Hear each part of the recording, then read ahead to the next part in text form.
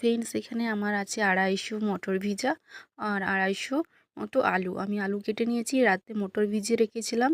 এরপর আমি এটা আলু আর মটর প্রেসার কুকারে সিদ্ধ করতে দিয়ে দেব। এটা আমি 5টা সিটি দিয়েছিলাম। প্রতি সানডে বাবু স্কুল অফ থাকে, সেদিন বাড়িতে থাকে এবং আমাকে ঘুগনি করতে বলে আমি প্রতি সানডে ঘুগনি করি। বাবু ঘুগনি দিয়ে মুড়ি খায়। এরপর আমার আলু আর মটর সিদ্ধ হয়ে গেছে। এটা আমি কড়াইয়ে সাদলে নেব।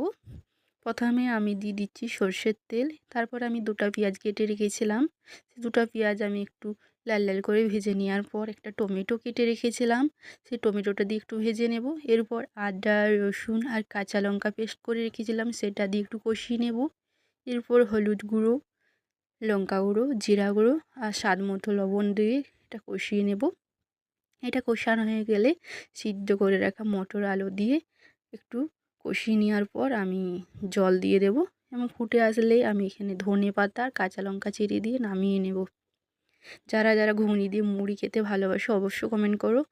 আমার বাবু তো প্রতি সানডে ঘুগনি দিয়ে মুড়ি খায় এবং বাবু খেতেও খুব ভালোবাসে, আমরাও ভালোবাসি। কারা কারা ঘুগনি দিয়ে মুড়ি খাও অবশ্য কমেন্ট করো। ব্যাস আমার তৈরি হয়ে গেল ঘুগনি।